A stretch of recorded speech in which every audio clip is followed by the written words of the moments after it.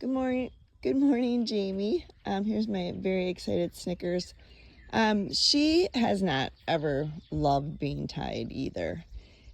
She's come back off the trailer a few times, and they say it only takes 3 times to make a habit. So I just don't even bother with hard tying her anymore unless I have to on a trail ride or something. But even then, I'll put like a big slack in the rope, so if she pulls back, she's got some room before being caught tight.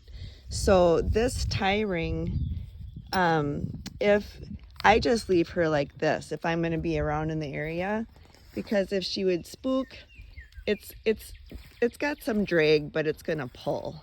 And I have really long lead ropes, so by the time she got to there, hopefully whatever spooked her would have been gone and she'd be fine.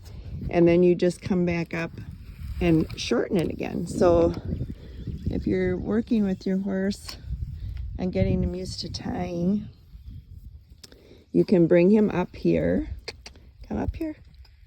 And what that guy in that video last night was showing, he was purposefully trying to get him to back off with that flag so that he would come to the end of the rope and realize nothing's going to happen to him. I don't know if you understood that, but it's like he was backing the horse up with the flag, and then the horse would start to feel claustrophobic, and that's when usually they would go flying off of the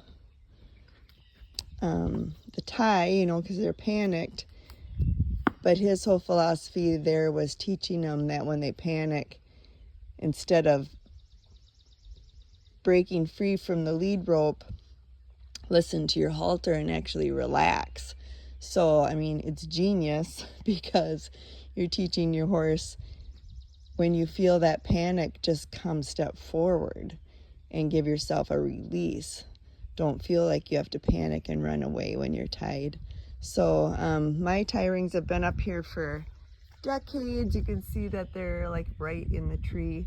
But these tie rings come off really easily. Like I have mine up with a carabiner right now, but you can take them just put them on your trailer and stuff too. So I just use them all the time. I mean, there's hardly ever a time when you can't use a tie ring. And then when this becomes, my rope is really dirty right now, so it is hard to pull this. But if you want to make it a little bit harder, you can just flip this around, and now it's even harder to pull. Like I can't pull that myself. And then when you're training, you're going up levels where you want them to feel like they're solid, but yet if they did pull back, they still would probably be able to get out of this rather than breaking your lead rope. This would still come through with the force of a horse. Like I said, I can't even pull this. I'm like weak, but a horse probably could pull it. But that's why I don't even ever use, I lost you. That's why I don't ever even use that second level. I just use this one because they don't feel panicked. And that's what's going to save you. Save both of you. Okay? Let me know if you have any questions.